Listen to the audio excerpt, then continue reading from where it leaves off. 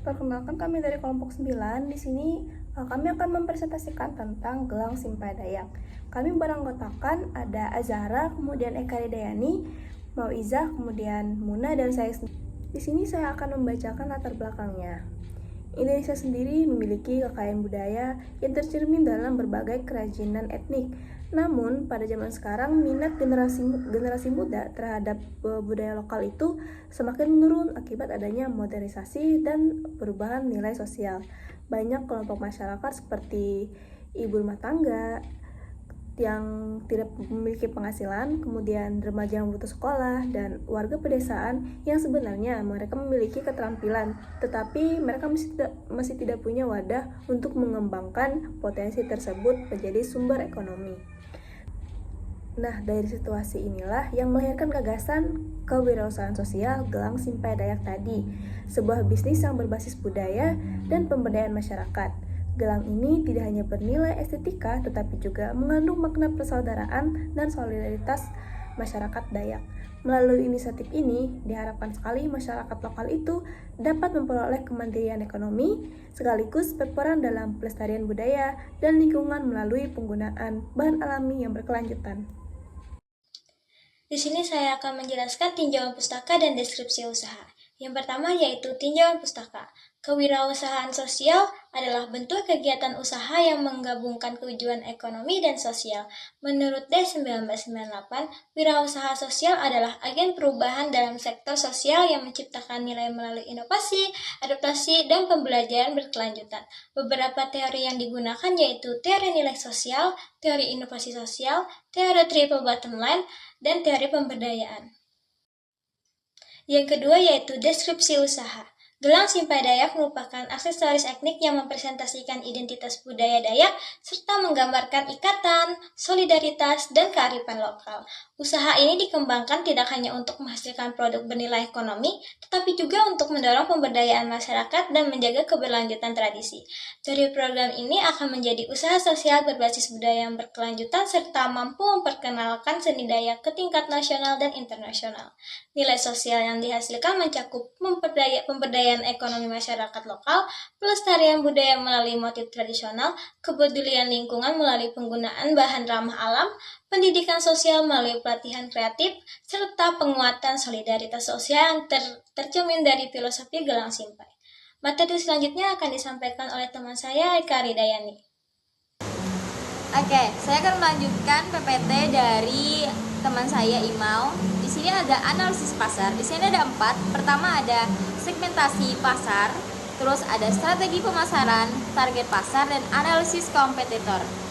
Dan selanjutnya ada rencana operasional. Di sini terbagi 4. Pertama yaitu ada struktur organisasi.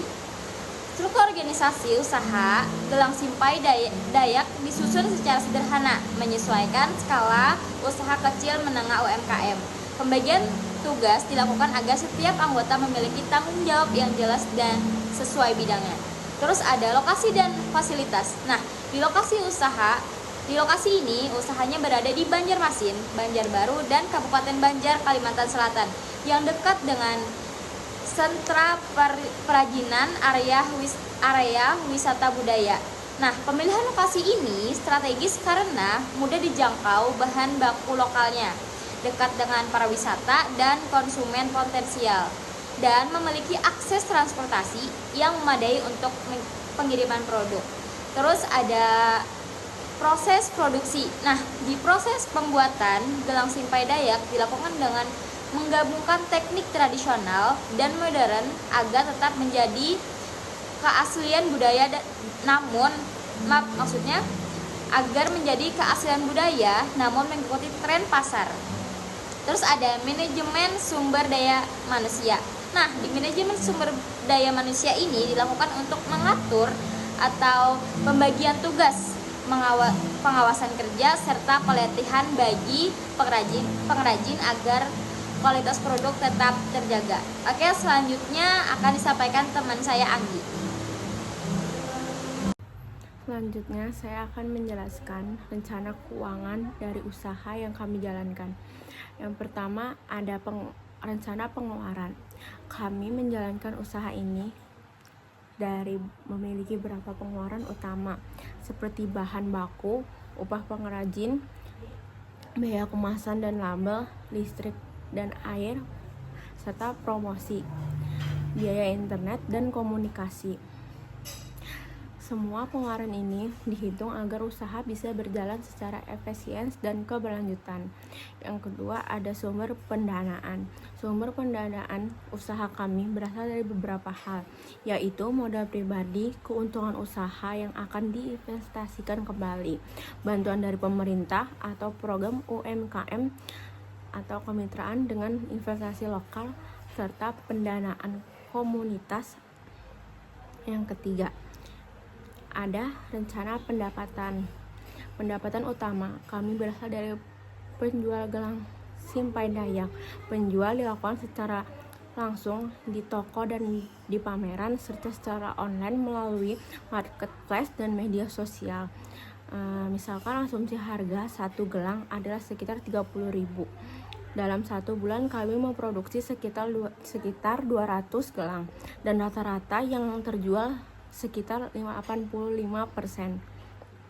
Artinya kayak misalnya sekitar 170 gelang terjual setiap bulan, sehingga pendapatan bulanan diperkirakan mencapai 5.100.000. Jika dihitung 1 tahun, total pendapatan bisa mencapai sekitar 61.200.000.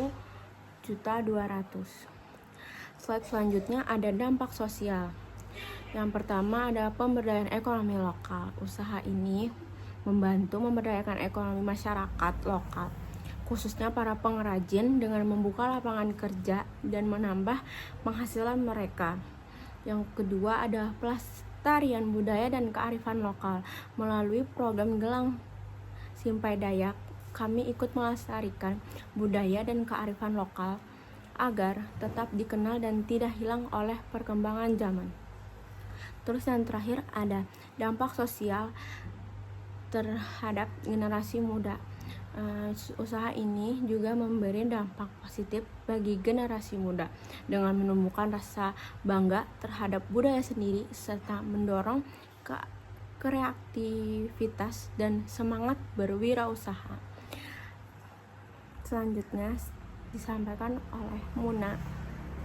Selanjutnya ada BMC, yaitu Business Model Canvas. Yang pertama itu ada Key Partners, di mana kami di sini mengambil partners, yaitu komunitas dan sanggar budaya Dayak, dinas koperasi dan UMKM, dan juga desainer lokal. Yang kedua itu ada Key Activities, yaitu advokasi budaya Dayak, meningkatkan produk tradisional, dan juga promosi budaya. Yang ketiga itu ada Value Proposition, yaitu bernilai budaya Dayak dengan bahan yang ramah lingkungan, yang dibuat secara handmade, desain yang dibuat dengan sedikit modern, tapi juga menjaga identitas budaya lokal. Juga ada sejarah dan kearifan lokal Dayak mulai dikenal, serta menambah mitra produksi dan pendapatan dengan melibatkan pengrajin lokal. Yang keempat, itu ada Customer Relationship, yaitu memberikan program tawaran buy one get one pada saat tanggal atau kegiatan tertentu. Terus juga ada layanan pemesanan custom. Custom di sini itu ada motif dan warna yang sesuai kehendak customers. Yang kelima ada Key Resources, yaitu pengrajin lokal, bahan baku alami, yaitu rotan, akar jagang, resam, dan tumbuhan ataki, dan juga ada pemuda lokal. Yang keenam itu ada channels. Di sini ada social media, yaitu Instagram, TikTok, atau juga WhatsApp. Terus juga ada membuka stand bazar, pameran budaya, dan juga toko oleh-oleh. Terus yang ketujuh ada customer segment, di mana di sini customer segmentnya itu wisatawan lokal, pecinta fashion lokal, terus juga lokal toko souvenirs. Wisatawan lokal di sini juga kami bisa mengambil wisatawan asing juga, karena menurut pengalaman om pribadi di situ di Banjarmasin sendiri saya menemukan beberapa bule, entah mereka itu melakukan penelitian atau apa, tapi bisa menjadi customer segment kami. Yang kedelapan itu ada cost structure, yang dimana di sini kami cost struktur utamanya itu bahan baku dan alat produksi. Yang kedua itu ada upah pengrajin. Yang ketiga yaitu untuk promosi dan kemasan. Yang terakhir ada revenue streams. Di sini berasal dari penjualan gelang dan kolaborasi dengan toko souvenirs. Terima kasih kepada teman-teman yang sudah menjelaskan atau memaparkan mengenai gelang Simpah Dayak tadi. Di sini saya akan membacakan kesimpulannya. Gelang Simpah Dayak adalah kewirausahaan sosial yang berpotensi tinggi, mampu menghadirkan nilai tambah yang mencakup aspek ekonomi, sosial, dan budaya secara seimbang. Bukti bahwa produk etnik tradisional dapat bertransformasi menjadi ikon ekonomi kreatif khas Kalimantan yang berdaya saing yang tinggi. Dengan rencana tindak melalui pengembangan produk variasi desain dan bahan yang lebih beragam, kemudian digitalisasi pemasaran ekspansi pasar melalui berbagai platform dan penguatan dampak sosial yang memperkuat program sosial dan kemitraan yang sudah dirintis. Sekian dari penjelasan presentasi kelompok kami ucapkan terima kasih.